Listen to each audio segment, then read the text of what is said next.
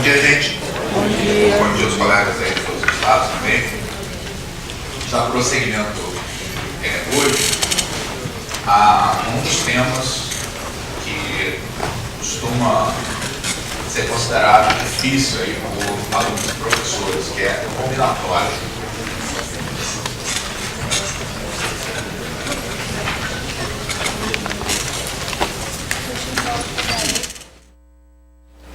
E parte do problema é um pouco o que ocorre também na geometria espacial. Das pessoas terem pouca experiência pelo fato de isso ser tratado de maneira muito localizada só na segunda série do ensino médio, quando na verdade podia ser feito durante todo o ensino fundamental, todo o ensino médio, porque o que se trata de combinatória na escola, que é combinatória na matemática, é algo mais geral, tá? Diz respeito às propriedades e relações de conjuntos finitos, tá? E o aspecto de contagem é só um dos múltiplos problemas estudados em combinatória. Então, pessoas, matemáticos que trabalham com combinatória, trabalham com coisas como grafos, por exemplo, e suas propriedades, tá?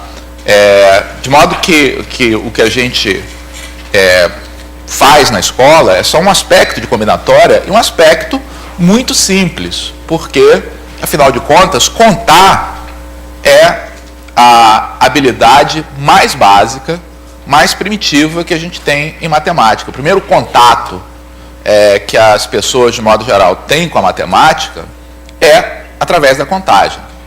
Tá? E tem todo um processo aí de aprendizagem. Primeiro, a criança aprende a sequência dos nomes dos números, depois começa a associar, tá, essa sequência à cardinalidade de conjuntos.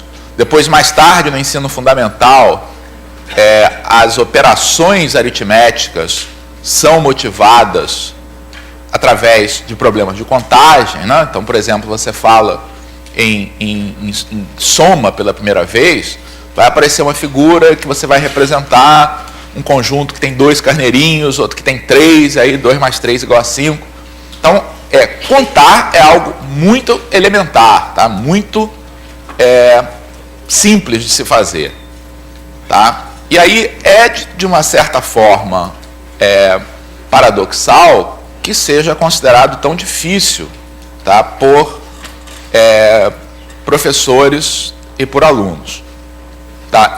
Isso se deve ao fato de que as pessoas têm uma tendência muito grande aí na matemática elementar, tá, a tentar fazer as coisas indolores demais, ou seja, tentar cercar todas as situações com fórmulas, problemas tipo, etc. Tá? E com isso você acaba embotando, tá, uma habilidade, na verdade, que a gente deveria estar mantendo e desenvolvendo, tá, desde cedo, tá, o tempo todo na escola. Tá? Então, uma mensagem que a gente procura sempre passar nesses cursos de que para você ensinar a contagem para os alunos, tá, é necessário deixar bem claro, tá, exatamente que as técnicas que a gente vai ensinar para eles, tá, são uma forma de você fazer de maneira mais rápida e eficiente, tá, algo que ele está habituado a fazer a vida toda. Tá? E eu sempre conto aí a minha experiência pessoal. Tá? Eu fui aluno de um bom colégio e tudo, aí na segunda série do ensino médio aprendi análise combinatória da forma como muita gente aprende, né? Aprendi combinações, arranjos, permutações, etc. E aí a maneira de resolver um problema é ler o enunciado e tentar classificar esse problema como sendo um problema desse tipo ou daquele tipo. Tá? Aí no ano seguinte, tá, no vestibular, eu tive aula com Morgado. Tá? Então, vários de vocês têm certeza que já tiveram a sorte aí de ter alguma aula, tá, com o Morgado, tá, ao vivo. Os demais que não tiveram essa sorte, amanhã a gente vai ter um vídeo sobre matemática financeira, tá? Onde o Morgado virtualmente vai continuar a nos ensinar muitas coisas. Então, para mim, tá, foi uma diferença enorme, tá, entre aprender o assunto da maneira tradicional, por problema tipo, tá, e da forma, tá, como o Morgado me ensinou, tá, e hoje em dia eu procuro repassar também aí para as pessoas, que é você pegar um problema e olhar para ele, tá, como ele deve ser olhado, como uma coisa simples, tá, não como uma coisa complicada, em que você tem fórmulas esdrúxulas e você tem que encaixar em uma delas, tá? Então, quando a gente vai resolver, tá, um problema de contagem, tá, a forma mais elementar, tá, de resolver um problema de contagem, e é fundamental que a gente não se esqueça de que essa é uma maneira legítima de resolver um problema. Qual a maneira mais elementar de resolver um problema de contagem? Contando, tá? Ou seja, através da enumeração explícita, tá, dos grupamentos que você quer formar, tá? Aí você pode dizer, não, mas isso não é matemática, tá? Claro que é, tá? Então, você olhar para um problema, identificar que você tem um número finito de possibilidades, tá? Organizar um esquema através do qual você liste sistematicamente essas possibilidades, tá? É uma habilidade matemática importante, aliás, tá? Então, se vocês, por exemplo, dão um problema, tá, que tem 16 possibilidades, o aluno vai lá, lista todas aquelas possibilidades, você pensa, não, mas era para usar uma fórmula, tá, e você dá errado no aluno, está fazendo um desserviço, tá? Porque essa é uma maneira válida, tá, e até louvável de resolver um problema, tá? Se você não quer que isso aconteça, não dê um problema cuja resposta seja 16, tá? Dá um cuja resposta seja 320, que aí o seu aluno vai ter que inventar uma maneira mais esperta de fazer, tá? Mas se o problema é tal que a enumeração explícita responde às necessidades, tá, e é uma coisa viável, essa é uma maneira perfeitamente legítima de resolver um problema de contagem, tá? Daqui a pouco a gente vai ver exemplos disso aqui. Numa segunda degrau aqui dessa escala, tá, qual é o segundo grau de sofisticação aqui para a gente atacar um problema de contagem? Esse passo é o mesmo que a gente faz na escola, tá? A criança primeiro, tá, aprende a contar um por um, tá? Depois, tá, ela aprende o significado das operações ligadas ao problema de contagem, tá? Então, quando pela primeira vez ela aprende adição, vai ter uma figurinha desse tipo, né? Pronto, 2 mais 3 igual a 5, tá? Então, a adição é uma forma abreviada de você poder contar várias coleções e reunir tudo isso no mesmo resultado. Da mesma forma, o significado da multiplicação está muito ligado a coisas desse tipo, né? A criança, normalmente, quando aprende multiplicação, tá, vê grupamentos repetidos, tá, e olha para a multiplicação como uma adição abreviada. Tá? Então, a segunda técnica de contagem é usar o significado das operações aritméticas, tá? E aí todas elas são úteis, tá? Todas elas são úteis, principalmente a adição e a multiplicação. Conforme a gente vai ver depois, subtração e divisão funcionam mais para você corrigir, tá? Então, em geral, se você tem um problema de contagem, subtração e divisão serve para você retirar aquilo que você contou a mais, tá? Ou identificar que você contou cada agrupamento várias vezes, um certo número fixo de vezes, e por isso você precisa dividir por essa quantidade, tá? Então, tem uma gradação, tá? Então, o uso da adição e da multiplicação é mais básico do que o uso da subtração e a divisão. Tá? Então, análise combinatória, que a gente aprende, ensina no ensino médio, basicamente usa esse tipo de técnica. Tá? Então, está incluído aqui cada uma das fórmulas combinatórias que a gente ensina. Tá? Elas são, na verdade, resultado aqui das operações aritméticas. Agora, tem técnica mais sofisticada do que isso. Tá? Então, vou colocar aqui, só para ficar claro, que os métodos de contagem, tá, não se esgotam, tá, nisso que a gente ensina na escola de nível médio. Tá? Então, há determinados problemas que a maneira de você resolver e chegar a uma expressão por exemplo, usando métodos de recorrência. Tá? No nosso livro da matemática do ensino médio, há um capítulo a respeito de recorrência. Tá? E, nesse capítulo, há alguns problemas de contagem cuja solução é feita usando esses métodos. Tá? E tem outros. Então, quem já estudou isso aí, talvez se lembre coisas como funções geratrizes, tá? E outros métodos mais sofisticados de contagem. Tá? No ensino médio, basicamente, a gente usa os dois primeiros. Então, para fixar as ideias, vamos fazer um exemplo bem simples para ilustrar como é que a gente faz a passagem da enumeração explícita para o uso das operações. Então, o exemplo é o seguinte: de quantos modos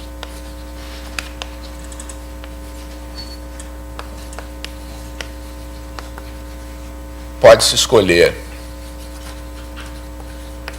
o líder e o vice em um grupo de 4 alunos.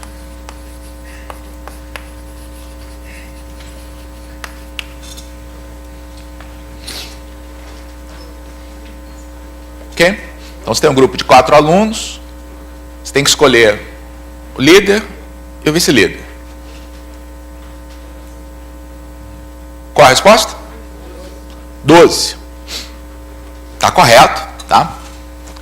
E o simples fato de ter dado 12, tá, uma resposta pequena como essa, já nos diz que esse é um problema que seria perfeitamente viável se você apresentar a um aluno que ele resolvesse através de uma listagem sistemática de todas as possibilidades. Tá? E é interessante fazer isso, quer dizer, eu sugiro que quando vocês começarem a fazer esse assunto, tá, comecem com problemas em que você possa fazer uma listagem sistemática, tá, para dar confiança aos alunos de que o método abreviado de contagem corresponde a algo mais concreto, tá? Corresponde a algo que está na experiência anterior. Tá? Então, como é que a gente faz para listar isso aqui? Porque a maneira de você fazer essa listagem não é começar a citar possibilidades A, B, depois eu vou juntar C com D, depois A com... Isso não vai levar a lugar nenhum, né? Então, se você vai fazer essa enumeração, é necessário, tá, para que a gente tenha certeza que examinou todas as possibilidades e que não deixou nenhuma de fora, fazer isso de maneira sistemática. Tá? Então, como é que vocês propõem fazer isso aí de maneira sistemática? Uma tabela? Fixa um. Tá bom, organizar sob forma de tabela, tudo bem. Tá? Mas isso que o colega ali falou, fixar um, tá, o que a gente vai fazer, é importante porque isso vai nos mostrar como abreviar o processo depois. Tá? Então, você fixa alguém como líder, A, por exemplo. Tá? E aí esgota todas as possibilidades de vice-líder. Então, eu vou ter AB, AC, AD. Tá? Depois, fixo B como líder. Tá? Esgoto todas as possibilidades de vice-líder. Tenho BA, BC, BD. Faço a mesma coisa com C. Faço a mesma coisa com D. Pronto. Tá? Listei todo mundo. E aí, obviamente, tá, eu tenho, contando aqui diretamente, eu verifico que são 12 possibilidades. Acontece que quando você lista as coisas dessa forma, tá, a gente, na verdade, tá, tem preparado a passagem, tá, preparada a passagem para o uso das operações aritméticas. Tá? Porque o que a gente fez, tá, aqui nesse problema, tá, ao decidir fixar cada uma das escolhas aí para líder, tá, olhar para esse problema de uma maneira organizada, tá? Olhar para esse problema como uma estratégia, tá, de formação desses grupos. Tá? A gente olhou para esse problema do seguinte modo: para formar cada um desses grupamentos, tá, eu tenho que tomar uma decisão que tem duas etapas. Tá? A primeira etapa é a escolha do líder, e a segunda etapa é a escolha do vice. Tá?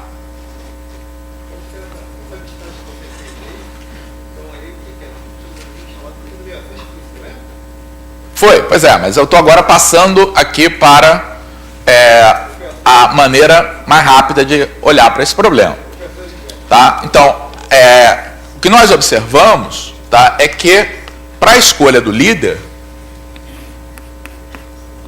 eu posso fazer essa escolha com A, B, C ou D, tá, como líder.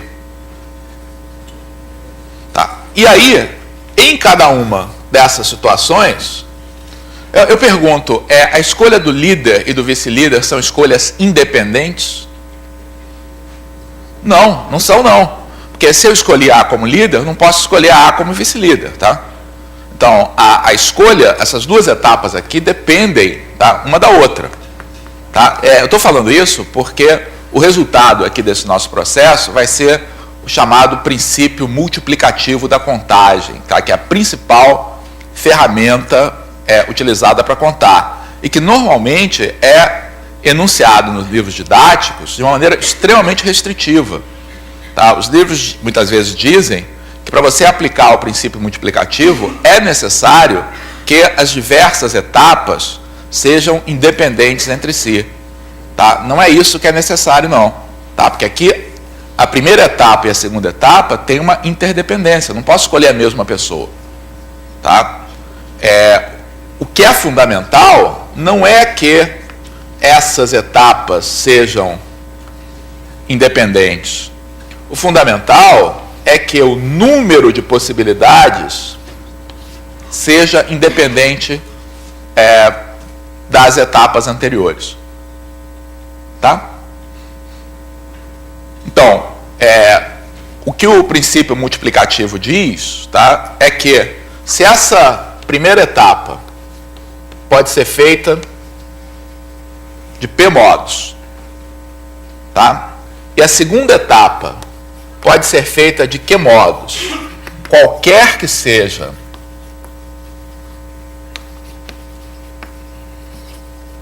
a decisão anterior,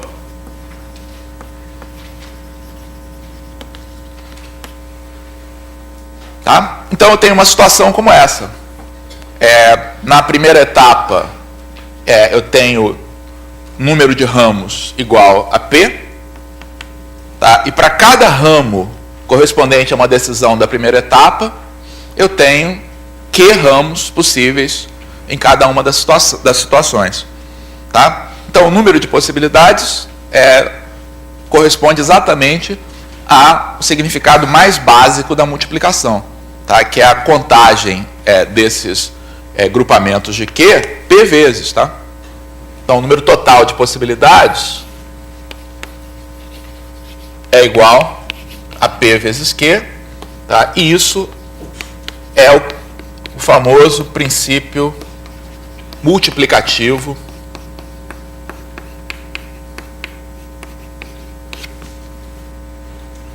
da contagem, tá? Que é a principal ferramenta que nos auxilia a atacar um problema de contagem, tá? De uma maneira eficiente. Tá? Então, minha recomendação para vocês, tá, é que se vocês têm um tempo limitado, tá, para trabalhar com combinatória, tá, dê ênfase a isso aqui. Tá? É muito mais importante que o aluno domine, tá, essa ferramenta, tá, que é a principal ferramenta aí para a gente resolver problema de contagem. E uma coisa que eu quero mostrar aí para vocês, tá, é que fórmulas combinatórias são úteis. Tá? Então, saber, por exemplo, resolver o problema das permutações simples, das combinações simples, tá, é um conhecimento útil. Mas se o aluno só domina isso e não domina o princípio multiplicativo, tá, ele só consegue resolver os problemas que são diretamente expressos por essas fórmulas. Tá? E os problemas de verdade são, na verdade, mesmo os mais sofisticados, usam essas fórmulas sim, tá? Mas junto com o princípio multiplicativo. Tá? Então, isso é o cerne aqui desse assunto. Tá? Então, se você tiver tempo para falar uma coisa só sobre combinatória, tá? Nesse princípio multiplicativo, tá?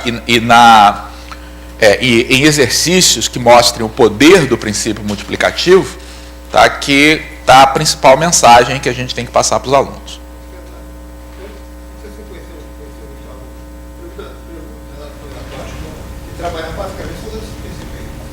Então, hoje em dia tem vários livros que trabalham dessa forma e certamente essa é a maneira que a gente deve trabalhar.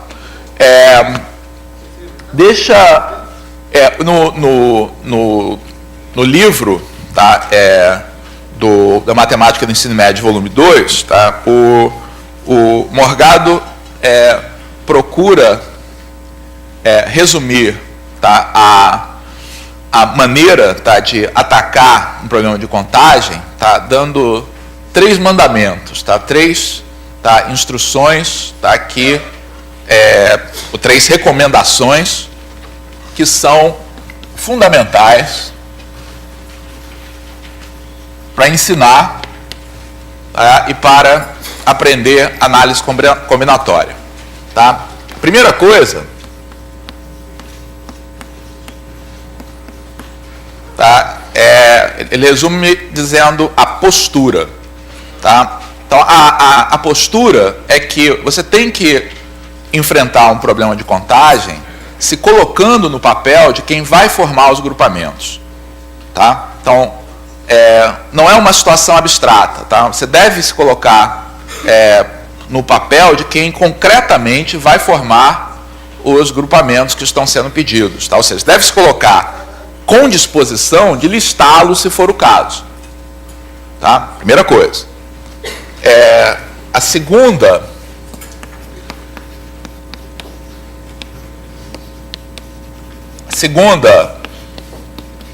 recomendação, tá, é você dividir a formação desses grupamentos, tá, em etapas, que na verdade é uma habilidade de planejamento. Tá? Você tem que planejar de que maneira você vai formar esses grupamentos. Ter isso bem claro, tá? Para você, na hora de resolver um problema, e para o seu aluno, na hora de explicar um problema. Eu vou formar o grupamento, tá, segundo essas etapas. Tá? Isso é muito importante. Tá? A terceira recomendação é a respeito da ordem em que as etapas vão ser enfrentadas. Tá? E para ilustrar essa terceira recomendação, vamos ver um problema aqui. Tá?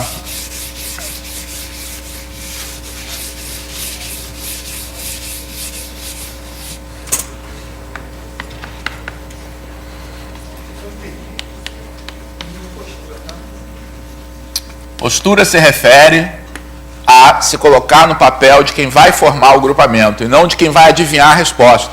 Muita gente quer resolver problema de análise combinatória, tá? Refletindo, tá? Olhando para o teto assim, tá? E vendo se vê a inspiração divina, tá? Que vai dizer qual é a fórmula a ser usada, tá?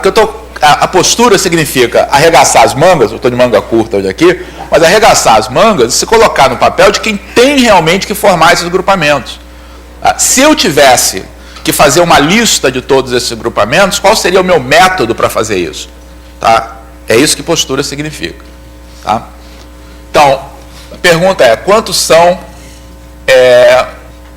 os números de 3 algarismos distintos?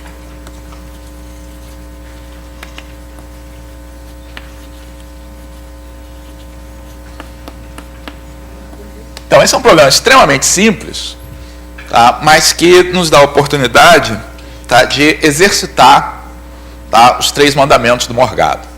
Tá? Inclusive o terceiro que eu não escrevi ainda. Então, a maneira como a gente ataca esse problema, tá, é pensando, tá, que nós vamos ter que formar um número de 3 algarismos. Tá?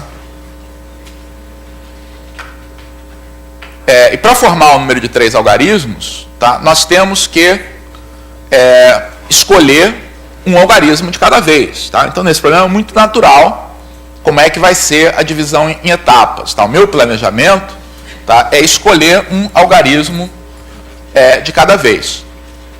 Tá? São 3 etapas, tá? Mas em que ordem eu vou cumprir essas etapas? Então, vamos tentar fazer de 2 modos diferentes, tá? Vamos tentar fazer assim, tá? E vamos tentar fazer assim, tá? Da esquerda para a direita, tá? E da direita para a esquerda. Tem outras ordens aí, mas essas 2 vão ilustrar o que eu quero fazer. Então, se eu decidir preencher da esquerda para a direita, eu vou então começar preenchendo o algarismo das centenas. Quantas possibilidades eu tenho para preencher esse algarismo? Então, porque números de 3 algarismos não está contando 0, 27, tá? Os números de 3 algarismos são os números entre 100 e 999, tá? E aí eu posso colocar nessa primeira posição qualquer algarismo menos o 0, tá? Então pode ser qualquer um dos de 1 a 9, e às vezes, tá? Para a gente fixar as ideias, é útil a gente pensar numa situação. Posso ter preenchido com 7, por exemplo, aqui. Tá? Na segunda etapa, tá, eu terei escolhido, tá, qual é esse algarismo, tá, e vou, então, ver de quantos modos eu posso preencher esse segundo algarismo. Quantos modos? E é necessário, o pessoal está falando 9, tá? E é necessário a gente pensar o seguinte: se eu perguntasse a vocês assim, ó, tem um número de 3 algarismos, de quantos modos eu posso preencher esse algarismo que está aqui? 10, tá? Então, é 9 porque eu estou durante o processo de preenchimento, tá? E, portanto, eu tenho restrições que vêm da sequência através da qual eu estou preenchendo esse meu número. Tá? Então, realmente, é 9 porque, nesse momento, eu posso usar o 0, então o 0 que estava no ostracismo aqui volta a poder ser utilizado. Em compensação, eu não posso usar o algarismo que eu coloquei aqui, tá? No caso 7. Tá? Então, o único que não pode ser usado é quem eu coloquei aqui. Portanto, eu tenho 9 possibilidades. Ok? Aí fixei um deles. Digamos que eu tenha colocado um 2 aqui. Finalmente, eu tenho a última casa, tá? Nesse momento, quantos algarismos eu posso colocar aqui? 8. Porque eu posso usar todo mundo, tá? Exceto os 2 que foram usados nessa posição. Tá? Então, o número de possibilidades, as premissas do princípio multiplicativo valem. Tá? Eu consegui identificar etapas de preenchimento de tal maneira que o número de possibilidades em cada etapa não dependesse do que eu fiz antes e, portanto, o número total de possibilidades é esse produto, 9 vezes 9 vezes 8, que é 648. Tá? Vejamos agora a outra estratégia, tá? É preencher esse número, tá, da direita para a esquerda. Tá? Se eu fizer isso, quantas são as minhas possibilidades de preenchimento para esse algarismo? Então, não tem nenhuma restrição, tá? Eu posso colocar qualquer algarismo nessa posição, tá? O zero não é um problema, o número terminar por zero, então tenho 10 possibilidades. Tá? Depois, quantas são as possibilidades que eu tenho aqui? 9. Tá? Porque se eu, por exemplo, coloquei um 2 aqui, tá? Então ele é o único que não pode ser utilizado, tá? Eu tenho 9 possibilidades. Tá? E finalmente eu vou preencher, tá, o último algarismo. Quantas são as possibilidades? Essa é a palavra, tá, que dá calafrio e que resolve um problema de análise combinatória. Depende. Tá? Depende igual a se deu mal. Tá? Porque significa, tá, que o nosso planejamento não permite a aplicação direta do princípio multiplicativo. Então, deixa eu explicar aí por que depende mesmo, para quem não viu isso aqui. Depende de você ter ou não usado o zero. Tá? Se você usou o zero, tá, em uma dessas duas casas, quantas são as possibilidades que você tem aqui? Se você usou o zero? Se você usou o zero... não, tá certo, são 8. Tá? Se você usou o zero, tá, você tem 8 possibilidades, tá? Porque você pode usar os 9 algarismos permitidos aqui, exceto, tá, aquele que você usou, que é diferente do zero. Portanto, tem 8 possibilidades. Mas se você não usou o zero, digamos que você tenha colocado um 7 aqui, quantas possibilidades você tem restantes aqui? 7. Porque nesse caso você não pode usar o zero, nem pode usar nenhum desses dois. Tá? Então, esse depende significa 7 ou 8, mas isso não nos ajuda. Tá? Se você tem mais de uma possibilidade, então você não pode, tá, utilizar o princípio multiplicativo. A gente vai ver que há determinados problemas, tá, onde, de fato, a gente não vai conseguir usar o princípio multiplicativo. Tá? Mas aqui, através de uma estratégia de preenchimento, a gente consegue fazer sem problemas, enquanto na outra a gente esbarra em dificuldade. Tá? E aí vem o mandamento do Morgado. Tá? O mandamento do Morgado, tá, é a gente agir de uma forma... Tem até um princípio moral aqui nisso, tá? Que é o seguinte: a gente muitas vezes, ao atacar um problema, a gente é tentado, tá, a começar de onde é mais fácil. Tá? Então, por exemplo, ao atacar esse problema, essa casa aqui é mais complicada do que essa aqui, tem mais restrições. Tá? E o mandamento do Morgado para resolver problemas de contagem, tá, que também se aplica a muitas outras situações aí na vida, não adiar dificuldades. Ou seja, ataca primeiro a etapa que for a mais complicada, tá, a mais restrita. Tá? Aqui depende mais das suas... Aqui tem mais restrições para a decisão que você tem que tomar. Tá? Então, nesse caso aqui, certamente a casa complicada, tá, é a primeira. Porque a primeira é que tem que lidar com o fato de que esse número, por ter 3 algarismos, não pode começar com 0. Tá? A justiça escolheu então não é resposta para esse problema. Claro que é. essa primeira solução aqui está perfeita. Quem tentou fazer desse modo é que chegou num ponto que não conseguiu resolver usando o princípio multiplicativo.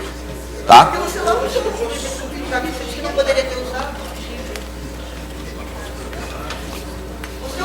Então, essa solução está completa, correta. Tá? Essa tentativa de usar o princípio multiplicativo, começando da direita para a esquerda, deu com os burros d'água. Daí vem a recomendação do Morgado. Tá? Se você quer ter uma chance maior, tá, de resolver um problema usando o princípio multiplicativo, escolha as suas decisões começando das mais complicadas para a mais simples. Vai funcionar sempre? Não. Tá? Não. Mas, de qualquer maneira, vai te encaminhar para soluções melhores. Deixa eu pegar esse mesmo problema.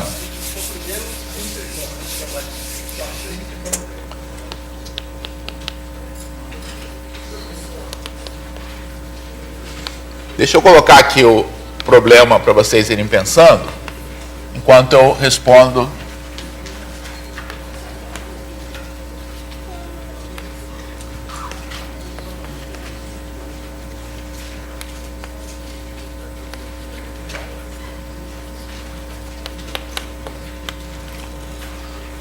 Pergunta agora é quantos são os números pares de 3 algarismos distintos.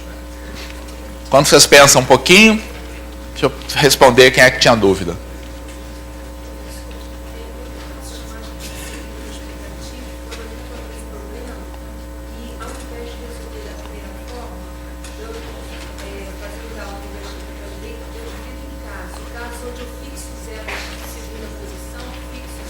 De qualquer maneira, a pergunta essa pergunta vai se colocar melhor agora, tá? Aguarda nesse outro problema. Tá? A pergunta aqui é quantos são os números pares de 3 algarismos distintos.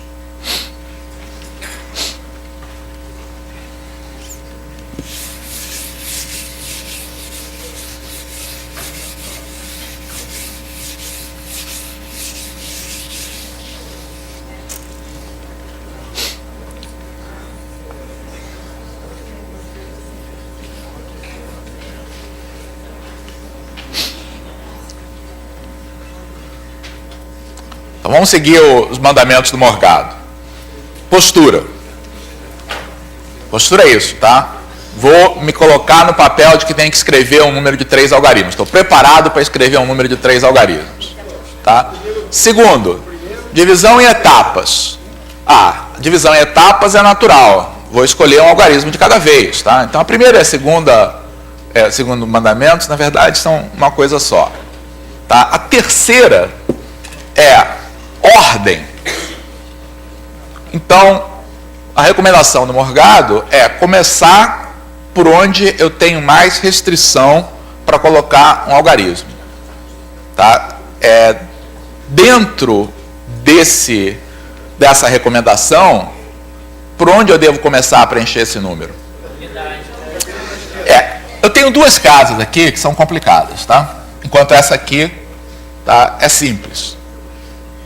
Então, a recomendação é começar por uma dessas 2, tá? E das 2, a que tem mais restrição, tá, parece ser essa que está aqui. Tá? Então, nós vamos começar preenchendo o algarismo das unidades. Tá? De quantos modos eu posso preencher o algarismo das unidades? 5. Porque eu posso usar 0, 2, 4, 6 e 8. Tá? Pode ser qualquer um deles aqui no algarismo das unidades. Tá? Vamos atacar agora, a seguir, a outra que ainda tem restrição, que é essa aqui. Tá? Se eu fizer isso,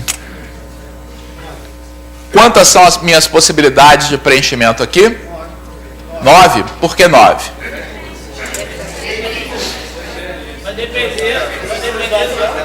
Infelizmente, depende. Depende de eu ter ou não usado o 0 na última casa. Se por acaso eu tiver colocado um 0 aqui, tá? Então, nesse momento, o único algarismo que é proibido é o 0. Tá? Na verdade, é o 0 proibido 2 vezes. Né? É proibido porque não pode repetir e é proibido porque não pode ser 0. Então, eu posso ter 9 escolhas possíveis. Mas se por acaso não foi o 0, foi o 4, tá? Quantas são as possibilidades que eu tenho aqui? 8.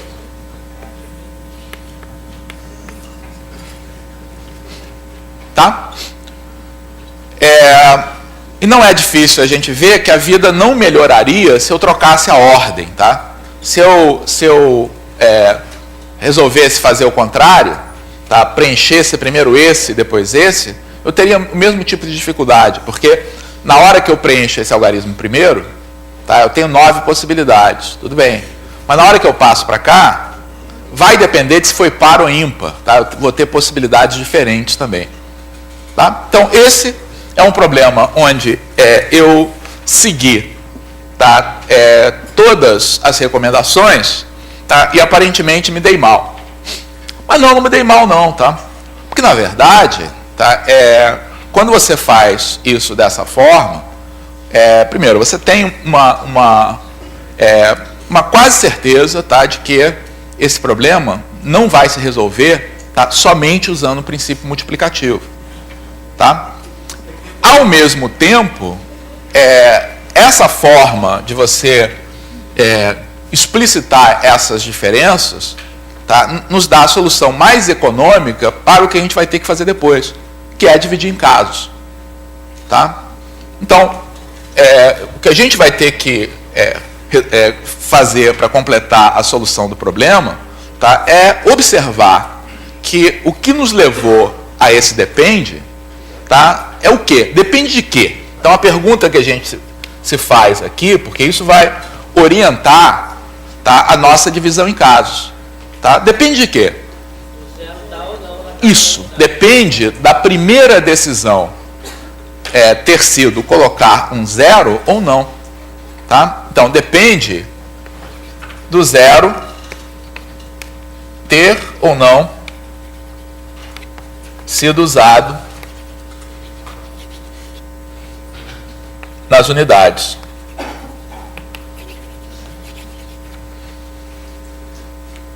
Tá? Isso, então, nos dá uma revisão aqui do nosso plano. Tá? Então, qual passa a ser o nosso plano, tá, de resolução aqui do problema? Dividir em casos. Tá? Então, eu vou ter 2 casos.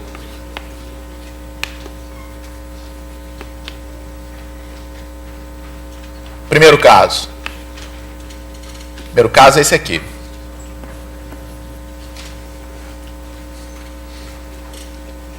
O 0 foi o algarismo usado nas unidades.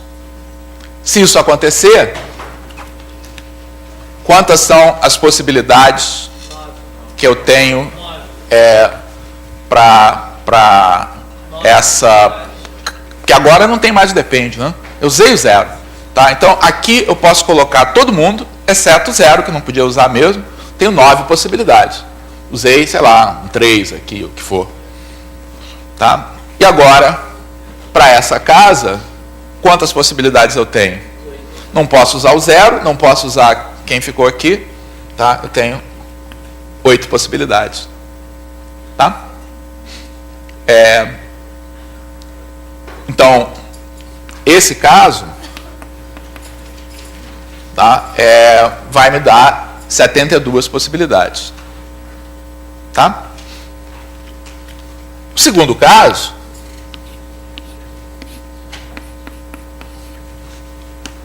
é o caso em que esse último algarismo não é o 0. Tá? Então, nessa situação eu não tive que fazer uma escolha aqui porque ela estava fixada. Tá? Agora eu ainda tenho que escolher alguma coisa nessa casa, né? Quantas possibilidades eu tenho para essa escolha? 4. Pode ser o 2, o 4, o 6 ou o 8. Tá? E agora, outra vez, eu venho para cá, tá? E não tenho mais dificuldades para determinar quantas são as possibilidades aqui, né? Porque como o que eu estou escolhendo aqui, tá, é um algarismo diferente de zero, tá, digamos um 6 aqui, eu tenho agora duas restrições. Não pode ser o zero e também não pode ser quem eu usei aqui. Tenho 8 possibilidades. Finalmente, então, digamos que eu tenha usado um 7. Finalmente, para essa casa central, quantas são as possibilidades que eu tenho? Não posso usar nem quem está aqui, nem quem está aqui. Tenho 8 possibilidades. Tá? Tenho 8 vezes 8 vezes 4, que vai dar quanto? 2, é isso mesmo? 5, meio. Bom, e agora o que eu tenho que fazer? Essa é a dúvida existencial dos alunos, muitas vezes, né? Professor, o que eu tenho que fazer com os números? Somar ou multiplicar? O que a gente está fazendo aqui é dividindo essas situações aqui em dois casos, tá, que são disjuntos, né? Ou seja, não há casos comuns aqui. Tá? Eu estou pegando a minha contagem, tá? Foi difícil demais contar tudo ao mesmo tempo, então eu estou contando em duas subcoleções. O que eu estou fazendo é isso aqui, contando uma parte, contando outra parte, tá? E juntando as duas. Tá? Então a minha resposta vai ser a soma dessas duas coleções. Isso vai ser quanto mesmo? 328. Ok?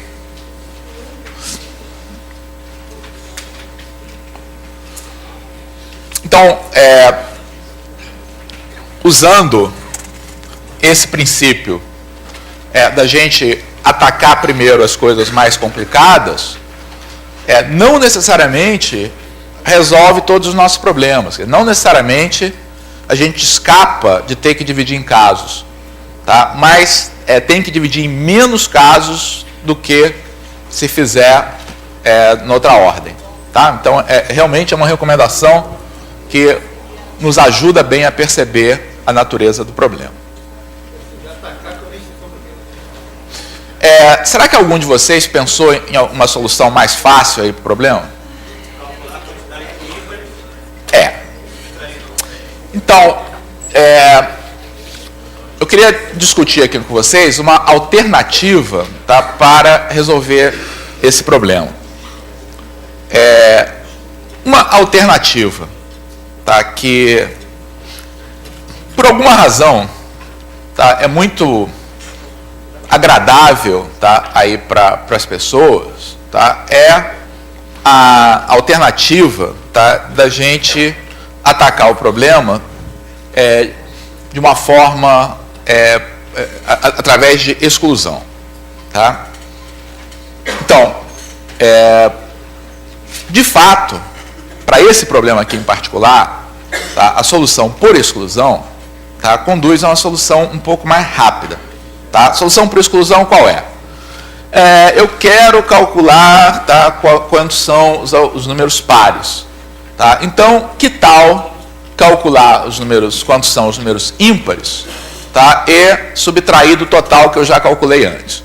Tá? É claro, tá, que não necessariamente o problema de contar quantos são os números ímpares vai ser mais simples do que esse. Tá? Então, numa situação geral, talvez você fizesse isso, tá, e ainda assim tivesse mais trabalho ainda. Nesse caso particular, de fato, é mais fácil contar os ímpares. Tá? Então, quantos são os ímpares?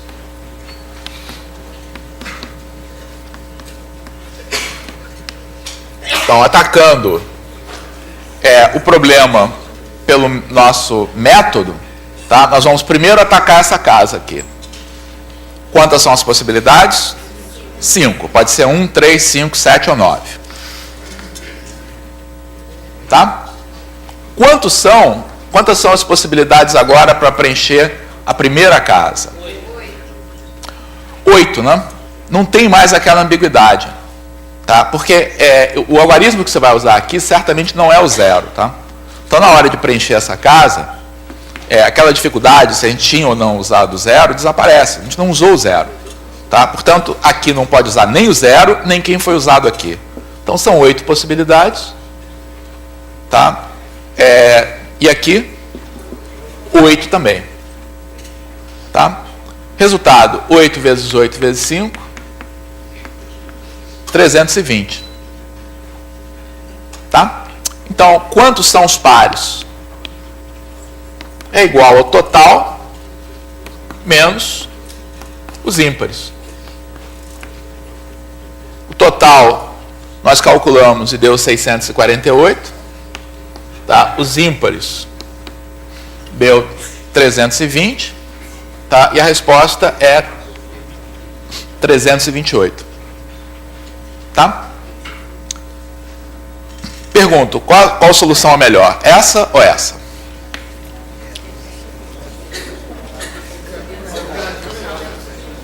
Então, o Morgado, tá? Ele sempre alertava os professores para não caírem na tentação de, na hora de ensinar os alunos a resolver problemas de contagem, tá? Não cair na tentação de mostrar que você sabe dar uma solução excelente para o problema, sem trabalho, etc. Tá? Porque a posteriori, tá? Depois que a gente contou realmente os números ímpares aqui, viu que é fácil contar os números ímpares, tá? Essa solução é melhor, tá?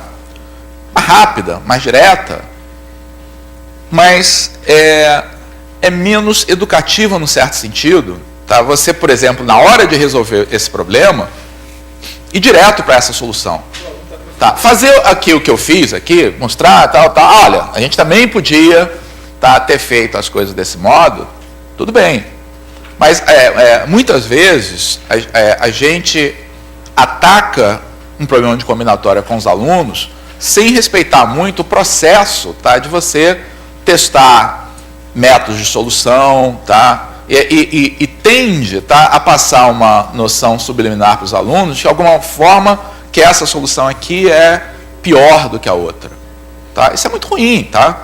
As duas soluções são equivalentes, tá? E a gente deve estimular o aluno a procurar soluções construtivas, tá? E não destrutivas para os problemas.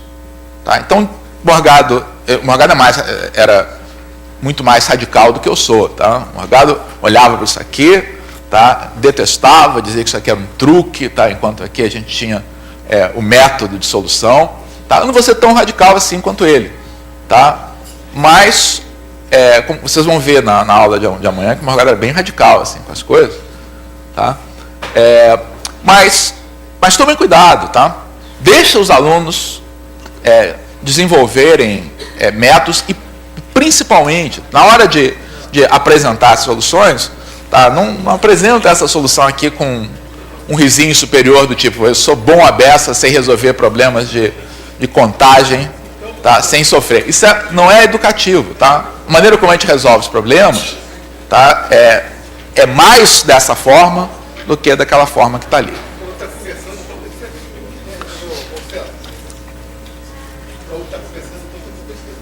Sem dúvida. Bom,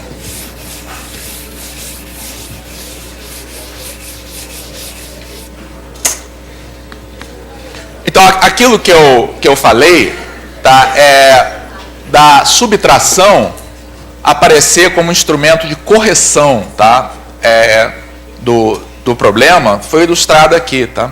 Então, subtração normalmente é usada desse modo. Você conta mais, depois subtrai alguma coisa. São soluções até certo ponto indiretas. Bom, eu estou até agora só falando nos problemas mais elementares de contagem, não necessariamente fáceis não, tá? Vocês hoje vão fazer problemas aí na nossa lista de exercícios que só usam o princípio multiplicativo e nem por isso são fáceis, tá? Mas uma pergunta e onde é que ficam as fórmulas de combinatória?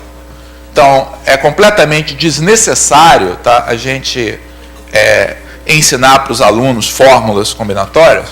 Não chegaria tanto. Tá? Eu acho que isso deve ser ensinado mais de maneira parcimoniosa. Tá? Então, evitem, tá, o exagero de ensinar todas as fórmulas de arranjos, combinações, permutações, arranjos com repetição, permutações com repetição, permutações circulares. Não precisa de tudo isso não, tá? Dependendo aí do tempo que você tenha, tá, um bom curso de combinatória é feito do princípio multiplicativo, tá, e desses dois problemas clássicos que estão aqui, tá, que resultam em fórmulas de contagem, tá, que o aluno precisa conhecer, porque senão ele vai ter, principalmente a segunda, tá, porque senão ele vai ter dificuldade para responder os problemas e para decodificar respostas de problemas também. Tá? Então, é o problema das permutações simples.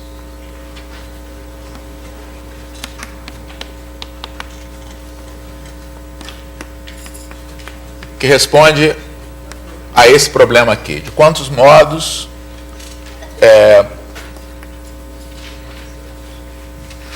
podem ser colocados em fila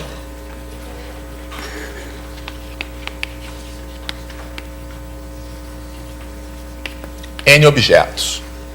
O segundo problema é o problema das combinações simples, que da qual resulta a fórmula de contagem mais importante de todas. Tá? A mais famosa, a mais usada, tá? A mais importante para as aplicações é a fórmula da contagem das combinações simples, que é a resposta ao seguinte problema: de quantos modos podem ser escolhidos P dentre N objetos distintos.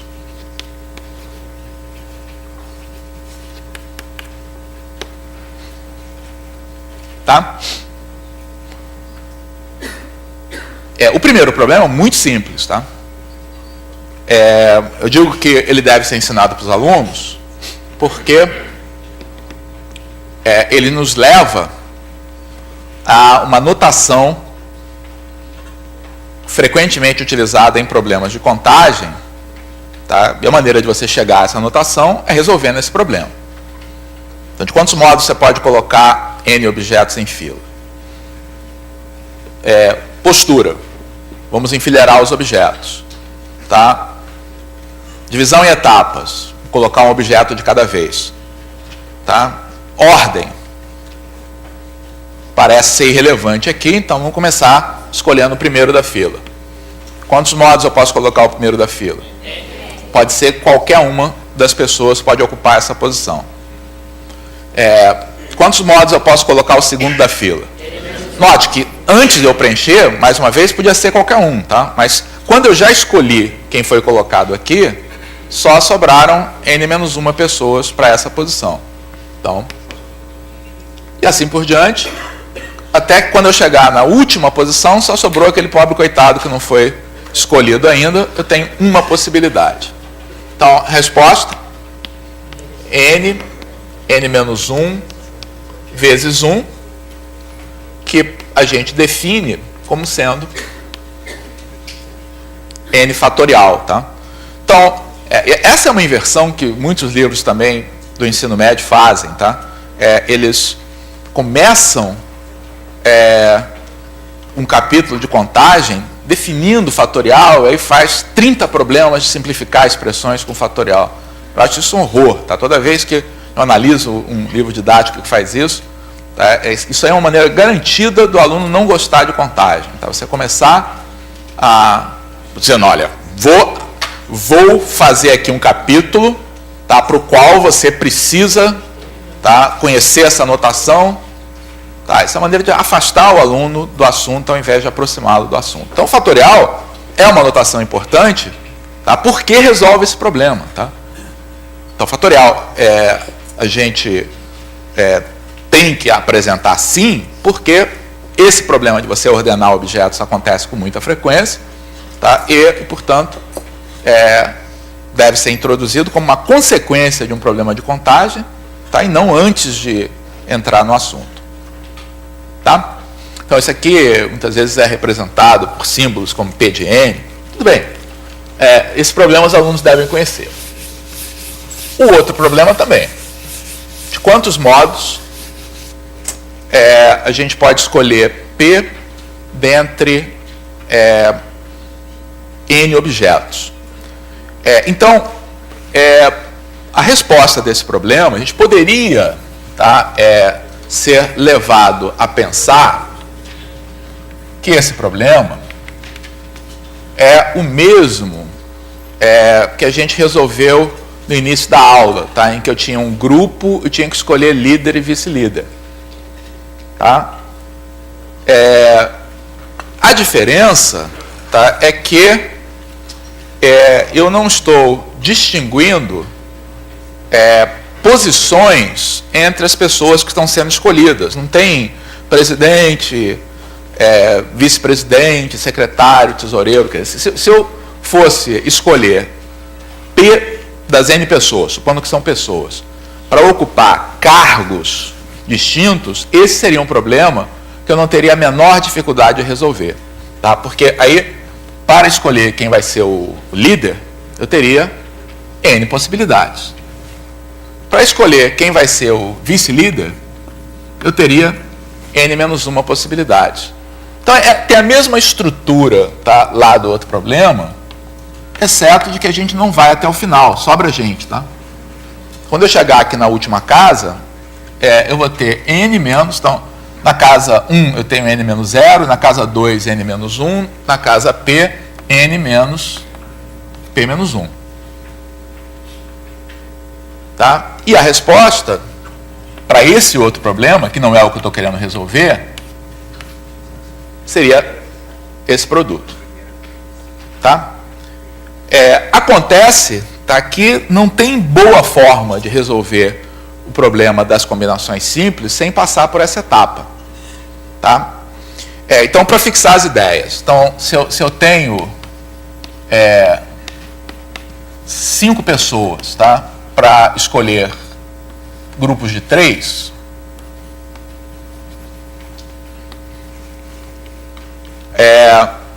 eu, de acordo com essa solução, tá, eu poderia formar 5 vezes 4 vezes 3 grupos diferentes.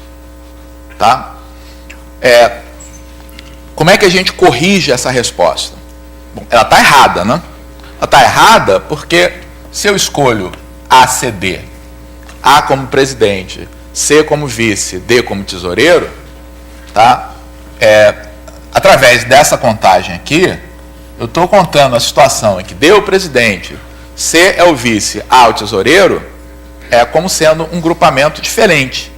Quando, na verdade, é a mesma escolha, tá? Porque ambos correspondem a escolher o subconjunto ACD.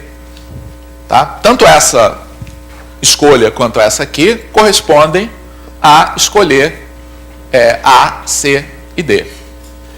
Tá? Então,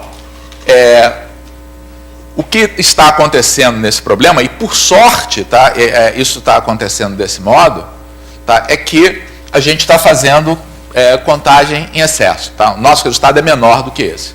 A nossa sorte, tá, é que a gente está contando a mais de uma maneira regular. Porque, na verdade, esse grupamento ACD vai estar sendo contado nessa nossa solução tantas vezes quantas são as possíveis formas de eu ordenar esses objetos. Tá? Então, se eu quiser saber quantas vezes eu estou contando isso aqui, todas as ordens vão aparecer. Tá? E quantas são essas ordens? Então, isso aqui é contado 3 fatorial, que é igual a 6 vezes. Tá? Então, como eu disse, a subtração e a divisão são utilizados basicamente para a gente corrigir uma contagem que fez errado. Tá? Então, quando eu conto, considerando uma ordem artificial nos P objetos, eu tenho esse produto, n vezes n menos 1, vezes n menos p menos 1. A melhor maneira de pensar nisso é fatores decrescentes, tá? A partir de n, p fatores. Tá? E, para corrigir a minha resposta, eu tenho que observar que cada um dos grupamentos está sendo contado tantas vezes quantas são as suas possíveis ordenações, que são quantas? P fatorial. Então, essa é a fórmula mais importante da análise combinatória.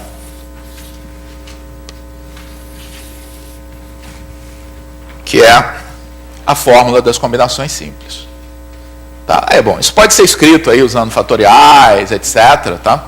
Mas é bom pensar nessa fórmula desta maneira que está aqui, porque ela nos lembra como é que a gente resolveu o problema. Tá? Usamos o princípio multiplicativo, tá? Aí contamos demais, mas contamos demais de uma forma que deu para corrigir. Tá? Deu para corrigir porque cada agrupamento está sendo contado do mesmo número de vezes. Então é só dividir pelo número de vezes que cada um está sendo contado. Deixa eu, para terminar, deixa eu resolver um problema. Para deixar claro aí para vocês, tá?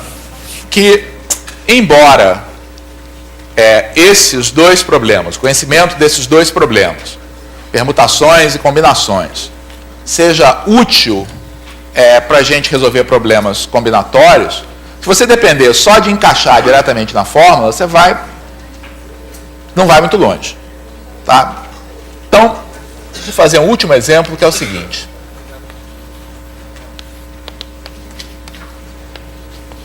Quero saber de quantos modos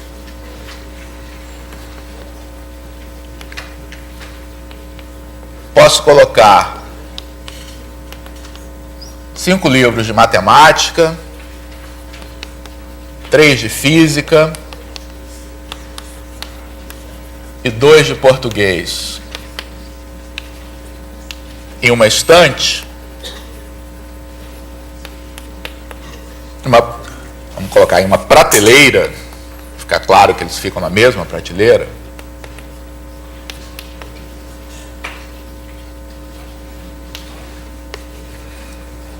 Mantendo juntos livros de mesma matéria.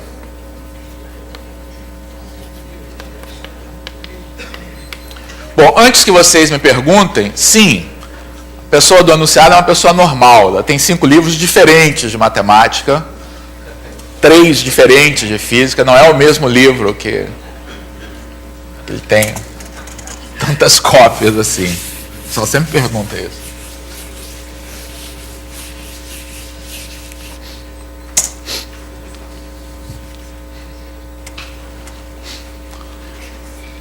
Então, esse é um problema de quê? Pois isso é um problema de permutações. Né? Mas se você só sabe que é um problema de permutações, tá mal, né? Porque não tem uma fórmula que resolve o problema. Tá? Você, para atacar esse problema, a maneira como a gente resolve esse problema é trabalhando com permutações, sim, mas aliado ao princípio multiplicativo, tá? E aliado a todos aqueles mandamentos lá do Morgado. Tá? Então, você vai colocar os livros na prateleira. Tá? Livros de matemática, física, português. Ok? Então, como é que você vai organizar esses livros na prateleira? Quais são as etapas aí do seu processo decisório? Eu tenho um total de 10 livros. 5 a 5? Olha só, você está tentando encaixar numa fórmula. Se deu mal, tá? Não vai chegar na resposta. Quais são os processos? Antes eu tenho que planejar, depois os números vão aparecer. Quais são as etapas do planejamento? Qual é a primeira etapa? Você vai colocar os livros de matemática, mas eu não sei onde é que eles vão ficar ainda. Vai colocar assim no meio, aí português pode ser de um lado e de outro. Vocês acham que essa é a melhor decisão, não? Mesmo?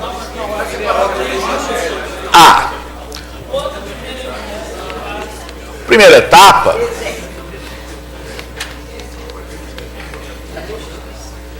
eu vou decidir como é que... Essa não é a única maneira, tá? Mas a solução mais natural, tá, é você pensar que tem dois níveis de decisão. Tá? Uma decisão assim de mais alto nível da arrumação, tá? Como é que você vai colocar na estante o bloco de matemática, o bloco de física, o bloco de português. Tá? E depois, na segunda etapa,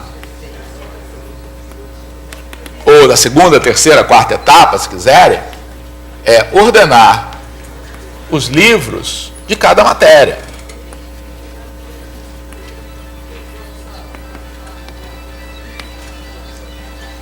Então, se você pensa nessas duas etapas, tá, o problema tem uma solução natural, porque de quantos modos você pode escolher ordenar as matérias?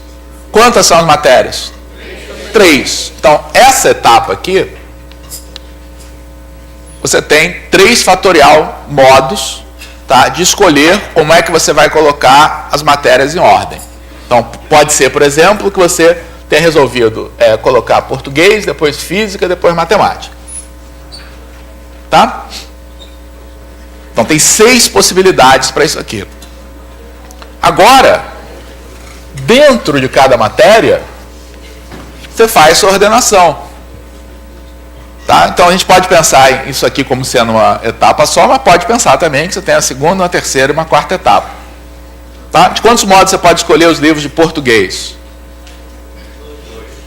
2, mas eu vou colocar como 2 fatorial, tá? Para ficar claro que esse 2 que surge aí é o resultado, tá, de um problema de ordenação. Facilita, às vezes, a gente entender a resposta.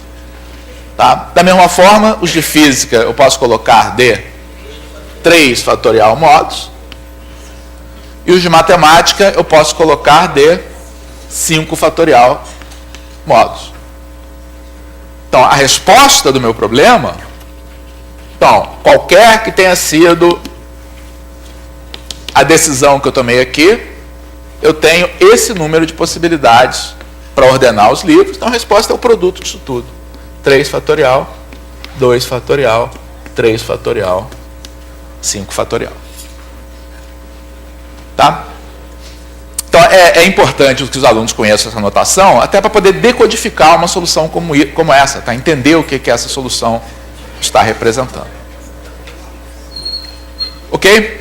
Então, em suma, tá? Princípio multiplicativo é a ferramenta fundamental. Tá? Esses 2 problemas essenciais das permutações, das combinações, os alunos devem conhecer. Tá? Isso está num grau de prioridade muito acima das outras coisas que normalmente a gente tem no assunto de análise combinatória. Tá? Deixa eu marcar aqui os exercícios para hoje à tarde. Então, tem 2... Isso aqui está no capítulo 4 do livro. E eu escolhi exercícios da seção 4.1, que são o 5 e o 14, e da seção 4.2, que são o 3 e o 24. Tá? Nos vemos amanhã.